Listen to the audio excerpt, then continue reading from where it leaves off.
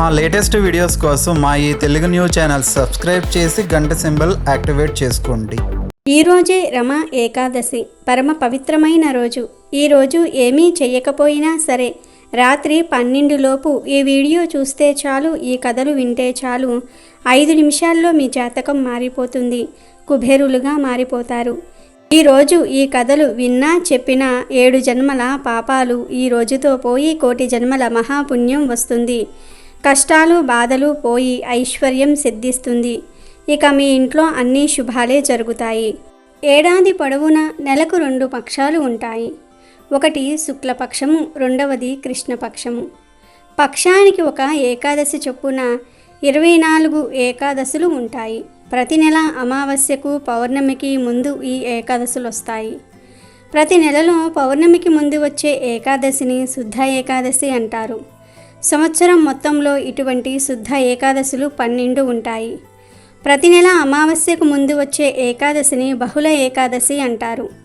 సంవత్సరం మొత్తంలో ఇటువంటి బహుళ ఏకాదశులు 12 ఉంటాయి. దేవదానవులు ఏకాదశి రోజు ఉపవాసంతో రాత్రింబవళ్ళు శ్రమించి క్షీరసాగరాన్ని మదించగా ద్వాదశి నాడు శ్రీ మహాలక్ష్మి సముద్రం నుండి వెలువడి వచ్చి దేవతలకు ప్రత్యక్షమై వారిని అనుగ్రహించింది. నాటి నుండి ఏకాదశి నాడు పగలు రాత్రి ఉపవాసంతో ఉండి జాగరణ చేసి శ్రీహరిని స్తుతించిన వారికి స్వామి కృప వల్ల ముక్తి కలుగుతుందనే నమ్మకం ఏర్పడింది. శుక్ల ఏకాదశి నాడు సూర్యుని నుండి వెలువడిన 11వ కళ చంద్రుణ్ణి ప్రవేశిస్తుంది. బహుళ ఏకాదశి నాడు చంద్రమండలం నుండి 11వ కళ సూర్యమండలాన్ని చేరుతుంది. ఇలా రాకపోకల వల్లనే ఏకాదశి అనే పేరు సార్థకమవుతుంది. హిందూ పంచాంగం ప్రకారం ప్రతి నెల ఏకాదశి వస్తుంది. అయితే ఆశ్వయుజ మాసంలో కృష్ణపక్షంలో దీపావళికి ముందు వచ్చే ఏకాదశికి ఒక ప్రత్యేకత ఉంది. ఈ ఏకాదశిని రమా ఏకాదశి అంటారు. ఈ పవిత్రమైన రోజున లక్ష్మీదేవిని, వెంకటేశ్వర స్వామిని ఆరాధించడం వల్ల డబ్బుకు ఎలాంటి లోటు ఉండదని పండితులు చెప్తూ ఉన్నారు. అంతేకాదు సకల కష్టాల నుండి విముక్తి పొందుతారు. కాబట్టి రమా ఏకాదశి రోజున ఇంట్లో సంపద, ధాన్యము, శ్రేయస్సు పెరగాలంటే విష్ణువుకు లేదా వెంకటేశ్వర స్వామికి ప్రత్యేక పూజలు చేయాలి. పురుషులు రమా ఏకాదశి వ్రతం చేస్తే వైవాహిక జీవితంలో సంతోషకరంగా ఉంటుందని నమ్ముతారు. అంతేకాదు ఈ పవిత్రమైన రోజున ఉపవాసం ఉండటం వల్ల మోక్షం లభిస్తుంది. ఒకసారి ధర్మరాజు శ్రీకృష్ణునితో, ఓ జనార్దన, ఆశ్వయుజ మాస కృష్ణపక్షంలో వచ్చే ఏకాదశి పేరేమిటి? దాని గురించి నాకు తెలుసుకోవాలని కుతూహలంగా ఉంది అని అన్నాడు.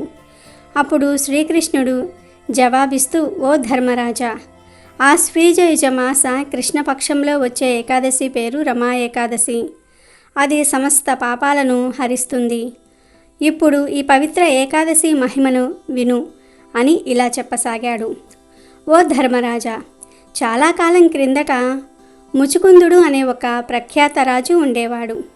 అతడు స్వర్గరాజు, ఇంద్రునికి మంచి మిత్రుడు. యమరాజు, వరుణుడు, కుబేరుడు, విభీషణుడు వంటి మహోన్నతులతో కూడా అతనికి స్నేహం ఉండేది. సత్య సంధుడైన ఆ రాజు సదా విష్ణు భక్తిలో అనురక్తుడై ఉండేవాడు. అతడు తన రాజ్యాన్ని చక్కగా పాలించేవాడు. కొంతకాలానికి ముచుకుందునికి ఒక కుమార్తె కలిగింది. సర్వోత్తమమైన చంద్రభాగ అనే పేరును అమ్మాయికి పెట్టారు. యుక్త వయసు రాగానే ఆమెకు చంద్రసేనుని తనయుడైన శోభనునితో వివాహం జరిగింది. ఒకసారి శోభనుడు ఏకాదశి రోజు తన మామగారి ఇంటికి వచ్చాడు. అది చూసిన చంద్రభాగ కలవరపడినదై తనలో తాను, ఓ దేవా, ఇప్పుడేమి చేయాలి? నా భర్త దుర్బలుడు, ఆకలిని తట్టుకోలేడు. నా తండ్రి మరీ కఠినుడు. ఏకాదశికి ముందు రోజు నా తండ్రి ఒక సేవకుని పంపి ఎవ్వరూ ఏకాదశి రోజున అన్నం తినవద్దని చాటింపు కూడా వేయిస్తాడు అని అనుకోసాగింది. ఈ ఆచారం గురించి వినిన శోభనుడు తన భార్యతో, ఓ ప్రియపత్ని, ఇప్పుడు నన్నేమి చేయమంటావు? నా ప్రాణం రక్షింపబడడానికి, అలాగే రాజ్యాజ్ఞ ఉల్లంఘించకుండా ఉండడానికి ఏం చెయ్యాలో చెప్పు అని అడుగుతాడు. అప్పుడు చంద్రభాగ తన భర్తతో, స్వామి, మనుషుల మాట అట్టుంచండి. నా తండ్రి రాజ్యంలో ఏనుగులు, గుర్రాలు, ఇతర జంతువులకు కూడా ఈరోజు ఆహారం ఉండదు. కనుక ప్రభు, ఇక మనుషులెట్టా తినగలుగుతారు? ఒకవేళ తప్పకుండా తినవలసి ఉంటే మీరు మీ ఇంటికి వెళ్ళవలసి వస్తుంది. ఇది మీరు ఆలోచించి ఏదో ఒక నిర్ణయం తీసుకోండి అని చెప్పింది. భార్య మాటలు వినిన శోభనుడు ఆమెతో, నీవు చెప్పింది అక్షరాల సత్యమే, కానీ నాకు ఈ ఏకాదశి వ్రతపాలన చెయ్యాలని ఉంది.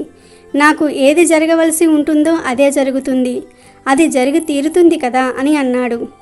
ఆ తర్వాత శోభనుడు పవిత్ర ఏకాదశి వ్రతపాలనకు సిద్ధమయ్యాడు. కానీ అతడు ఆకలి దప్పికలతో నీరసించిపోయాడు. ఇంతలో సూర్యాస్తమయం అయ్యింది. వైష్ణవులు, పుణ్యాత్ములు అందరూ కూడా ప్రసన్నులయ్యారు. ఆ రాత్రి వారంతా సంకీర్తన, అర్చనలతో గడిపేశారు. కానీ ఆ రేయి గడవటం శోభనుడికి అసాధ్యమయ్యింది. సూర్యోదయం లోపలే అతడు దేహం చాలించాడు. ముచుకుందుడు శోభనుడికి చందనపు కట్టెలతో చితి చేర్చి దహన సంస్కారాలు చేశాడు. ముచుకుందుని ఆజ్ఞ మేరకు చంద్రభాగ సతీ సహగమనం మానుకుంది. భర్తకు అంత్యక్రియలు జరిగిన తర్వాత ఆమె తండ్రి ఇంట్లోనే నివసించసాగింది. ఇంతలో రమా ఏకాదశి వ్రతపాలన ప్రభావంగా శోభనుడు దేవపురమనే రాజ్యానికి రాజుగా జన్మించాడు.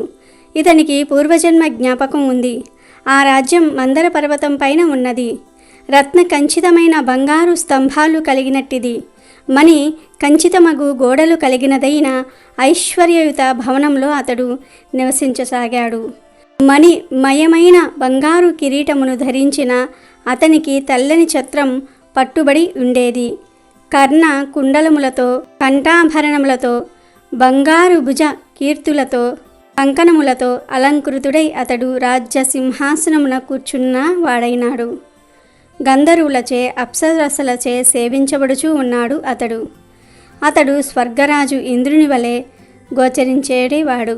ఒకరోజు ముచుకుందపుర నివాసి అయిన సోమశర్మ అనే బ్రాహ్మణుడు శోభనుని రాజ్యానికి తీర్థయాత్రలు చేస్తూ వచ్చాడు. శోభనుడు ముచుకుందుని అల్లుని గుర్తుపట్టి ఆ బ్రాహ్మణుడు అతని వద్దకు చేరాడు. బ్రాహ్మణ్ణి చూడగానే రాజు లేచి నిలబడి చేతులు జోడించి నమస్కరించాడు. తర్వాత అతడు బ్రాహ్మణుని గుర్తుపట్టి కుశల ప్రశ్నలు అడిగాడు. తన భార్య చంద్రభాగ, ముచుకుందపుర జనుల గురించిన క్షేమ సమాచారాలు కూడా అడిగాడు. అప్పుడు బ్రాహ్మణుడు అందరి క్షేమ సమాచారాలు తెలిపాడు. అక్కడ ప్రతి ఒక్కరూ కూడా సుఖ సంతోషాలతో జీవిస్తూ ఉన్నారని చెప్తాడు. ఆ తర్వాత బ్రాహ్మణుడు అతనితో, రాజా, ఇంతటి సుందరమైన నగరాన్ని ఇంతకు మునుపు నేనెన్నడూ చూడలేదు. నీకు ఈ రాజ్యం ఎలా లభించిందో చెప్పవలసింది అని అడుగుతాడు. అప్పుడు రాజు ఆశ్వీజ మాసం కృష్ణపక్షంలో వచ్చే రమా ఏకాదశిని పాటించిన ప్రభావం వలనే నాకు ఈ తాత్కాలికమైన రాజ్యం లభించింది. ఓ బ్రాహ్మణోత్తమ, రాజ్యం శాశ్వతంగా ఉండిపోయే విధానమేమిటో నాకు చెప్పు. నేను ఏకాదశి వ్రతాన్ని శ్రద్ధారహితంగా చేసిన కారణంగా ఈ అస్థిరమైన రాజ్యం లభించింది. ఈ విషయాలను చంద్రభాగకు తెలపండి. దీనిని సుస్థిరం చేయగలిగే సామర్థ్యం ఆమెకు ఉంది అని శోభనుడు బ్రాహ్మణుడికి చెప్తాడు. శోభనుడి మాటలు విన్న బ్రాహ్మణుడు ముచుకుందపురానికి వచ్చి విషయమంతా కూడా చంద్రభాగకు వివరించాడు. అది వినిన చంద్రభాగ అమితానంద భరితురాలు అయ్యింది. తాను విన్నదంతా కూడా కలలాగా ఉన్నదని ఆమె పలికింది. అప్పుడు సోమశర్మ ఆమెతో, అమ్మా, నేను నీ భర్తను దేవపురిలో స్వయంగా చూశాను. ఆ పురం సూర్యప్రభలతో వెలిగిపోతోంది. కానీ ఆ రాజ్యం సుస్థిరంగా లేదని అతడు చెప్పాడు. కాబట్టి ఏదో ఒక విధంగా రాజ్యాన్ని నువ్వు సుస్థిరం చేయాలి అని అన్నాడు. అది వినిన చంద్రభాగ తనను తన భర్త చెంతకు తీసుకుని వెళ్ళమని బ్రాహ్మణుని అర్థిస్తుంది. తన పుణ్య పరిపాకంతో ఆ రాజ్యాన్ని తాను సుస్థిరం చేయగలనని ఆమె చెప్పింది. భార్యాభర్తలైన తాము కలుసుకునే ఏర్పాట్లు చేయమని, ఆ విధంగా భార్యాభర్తలు కలిసేందుకు సహాయపడితే పుణ్యం కలుగుతుందని ఆమె బ్రాహ్మణుడితో అన్నది. తదనంతరం సోమశర్మ చంద్రభాగను మందర పర్వత సమీపంలో ఉన్నట్టి వామసేవుని ఆశ్రమానికి తీసుకుని వెళ్ళాడు. దేదివ్యమానమగు ముఖ వర్చస్సు కలిగిన చంద్రభాగ యొక్క కథను వినిన తరువాత వామదేవుడు ఆమెకు వేద మంత్రోపదేశం చేశాడు. వామదేవుడు ఒసగిన మంత్ర ప్రభావం వలన ఏకాదశి వ్రత మహిమ వలన చంద్రభాగ వెంటనే ఆధ్యాత్మిక శరీరాన్ని పొందింది. తరువాత ఆమె వెంటనే వెళ్ళి ఆనందంతో తన భర్తను కలుసుకున్నది.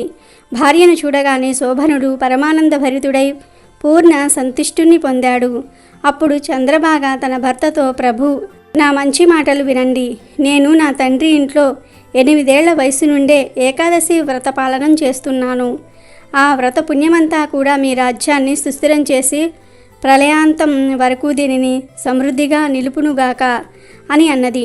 ఆ తరువాత ఆమె వివిధ భూషణాలతో అలంకృతమైన దివ్య శరీరంతో భర్తతో కలిసి సుఖజీవనం గడిపింది.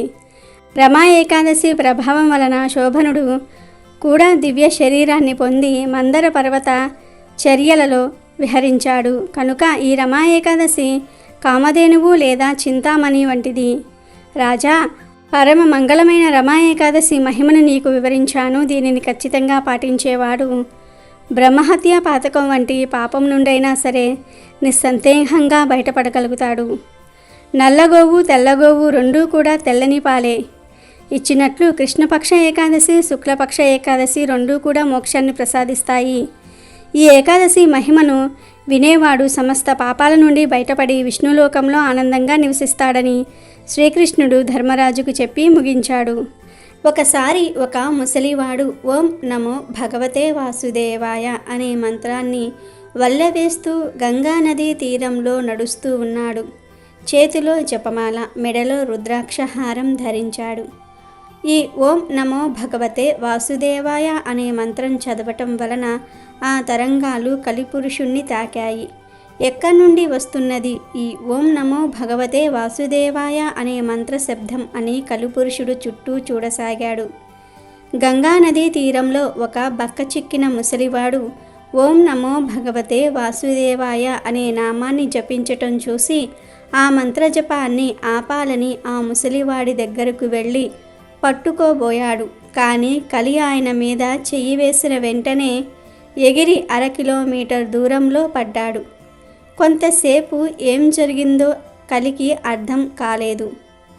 కాసేపు అయ్యాక చూస్తే ఆ ముసలివాడు ముందు ఎక్కడో ఓం నమో భగవతే వాసుదేవాయ అనే మంత్రాన్ని జపిస్తూ వెళ్తూ ఉన్నాడు. ఎలాగైనా పట్టుకొని నామజపాన్ని ఆపాలని మళ్ళీ దగ్గరకు వెళ్ళాడు కలిపురుషుడు. మళ్ళీ పట్టుకోవడానికి ప్రయత్నించాడు. ఈసారి మరింత దూరంలో పడ్డాడు.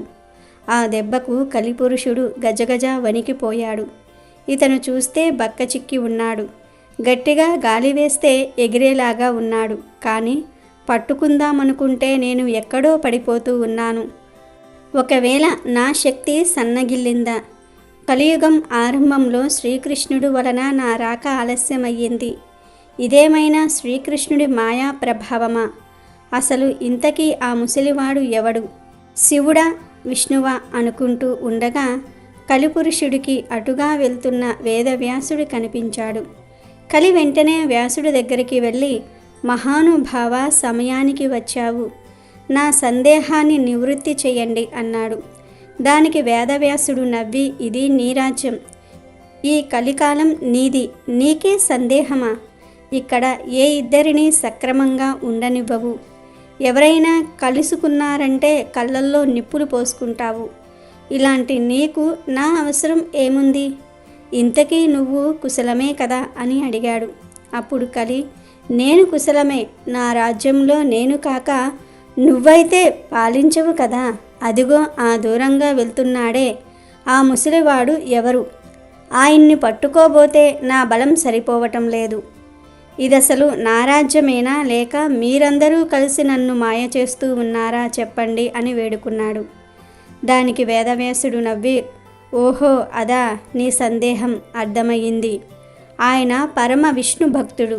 ఆయన జపించే నామం వలన విష్ణు శక్తి ఉత్పన్నమై నిన్ను దగ్గరకు రానివ్వటం లేదు. పట్టుకోవాలని ప్రయత్నించావా, విష్ణువు నిన్ను నాశనం చేసి కలియుగాన్నే లేకుండా చేస్తాడు.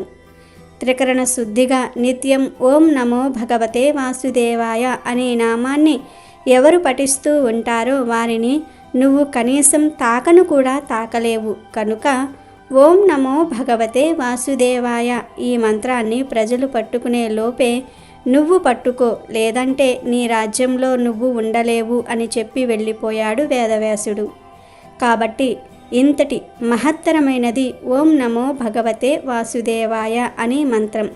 ఈ మంత్రాన్ని నిత్యం జపించే వారిని కలి పట్టలేడు. ఈ కథ భవిష్య పురాణంలోనిది. ఈ కథ విన్నా, ఈ నామం పలికిన సమస్త కోరికలు నెరవేరుతాయి, కలి ప్రభావం ఉండదు. సాధారణంగా శివుడు గొప్ప లేక విష్ణువు గొప్ప అనే సందేహం లోకంలో చాలామందికి కలుగుతూ ఉంటుంది. అందుకు సంబంధించిన ఒక అద్భుతమైన కథ ఉంది. అప్పుడు దేవతలకు రామేశ్వరం అనే పదం ఏ మాసానికి చెందినది అనే సందేహం కలిగింది. రామస్య ఈశ్వరః అని అంటే రామునికి ప్రభువు అని అర్థం వస్తుంది. అది శివాధిక్యం అంటే శివుడే గొప్పవాడని చెప్తుంది. శివధనుస్సు విరిచిన రాముడు శివుని కంటే ఏ విధంగా తక్కువ? విష్ణుమూర్తిని అడిగి సందేహం నివృత్తి చేసుకుందాం అని వైకుంఠం వెళ్ళారు దేవతలు. అప్పుడు విష్ణువు ఏమిటి అందరూ ఇలా కలిసి వచ్చారు అని అడుగుతాడు. దానికి దేవతలు తమకు వచ్చిన సందేహం గురించి చెప్తారు. మీరు మరియు శివుడిలో ఎవరు గొప్ప అని అడుగగా దానికి సమాధానంగా విష్ణువు చిరునవ్వు నవ్వి, ఇంత చిన్న విషయానికి ఎంత దూరం వచ్చారు? ఈ పదాన్ని చూస్తేనే తెలుస్తోంది. రామస్య ఈశ్వరః, ఈశ్వరుడే రాముడికి అధికారి, నాకంటే శివుడే గొప్పవాడు అని అన్నాడు విష్ణువు. ఈ విష్ణువు వినయంతోనో అహంభావం ఉండకూడదనే ఉద్దేశంతోనో మొహమాటంతోనో ఇలా చెప్పి ఉంటాడు అని దేవతలు భావించి తమ సందేహ నివృత్తి కోసం అక్కడి నుండి కైలాసానికి బయలుదేరారు. కైలాసానికి వెళ్ళి అక్కడ శివుణ్ణి కూడా ఇదే ప్రశ్న అడుగుతారు. దానికి సమాధానంగా శివుడు ఇందులో సందేహించడానికి ఏముంది, రాముడే నా ప్రభువు గనుక విష్ణువే గొప్పవాడు అన్నాడు. ఆ మాటలు విన్న దేవతలు వీళ్ళిద్దరితో పెట్టుకుంటే కుదరదు అని బ్రహ్మగారి దగ్గరకు వెళ్ళారు. అక్కడ బ్రహ్మను కూడా ఇదే ప్రశ్న అడుగుతారు.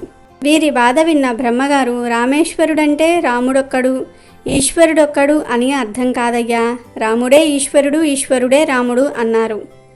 అసలు శివకేశవులకు భేదం లేదు అని బ్రహ్మగారు సెలవిచ్చారు. శివాయ విష్ణు రూపాయ శివరూపాయ విష్ణవే, శివుడే విష్ణువు, విష్ణువే శివుడు. శివుడు హృదయాన్ని పరిశీలన చేస్తే విష్ణువు ఉంటాడు, విష్ణు హృదయాన్ని పరిశీలిస్తే శివుడు ఉంటాడు అని బ్రహ్మ దేవతలకు చెప్తాడు. అందుకే శాస్త్రం శివుణ్ణి దూషిస్తే అది విష్ణువుకి కోపం కలిగిస్తుందని, విష్ణువును దూషిస్తే వారు శివుని ఆగ్రహానికి లోనవుతారని చెప్తుంది. శివుడు విష్ణువు రెండుగా కనిపిస్తున్న ఒకే శక్తి, ఇద్దరూ ఒక్కటే. శివుడు నిత్యం కళ్ళు మూసుకొని విష్ణువును ధ్యానిస్తే విష్ణువు నిత్యం శివనామ స్మరణ చేస్తాడు. వారిద్దరిని కలలో కూడా వేరుగా భావించరాదు. కాబట్టి ఈరోజు రాత్రి 12 లోపు ఈ వీడియో చూస్తే చాలు, ఈ కథలు వింటే చాలు. 5 నిమిషాల్లో మీ జాతకం మారిపోతుంది, కుబేరులుగా మారిపోతారు. ఈరోజు ఈ కథలు విన్నా చెప్పినా 7 జన్మల పాపాలు ఈ రోజుతో పోయి 1,000,000 జన్మల మహాపుణ్యం వస్తుంది. కష్టాలు బాధలు పోయి ఐశ్వర్యం సిద్ధిస్తుంది. ఇక మీ ఇంట్లో అన్ని శుభాలే జరుగుతాయి. అమెజాన్లో బెస్ట్ డిస్కౌంట్స్ కోసం వీడియో డిస్క్రిప్షన్లో లింకు ఉంది, చూడండి. అలాగే మా టెలిగ్రామ్ ఛానల్ సబ్స్క్రైబ్ చేసుకోండి.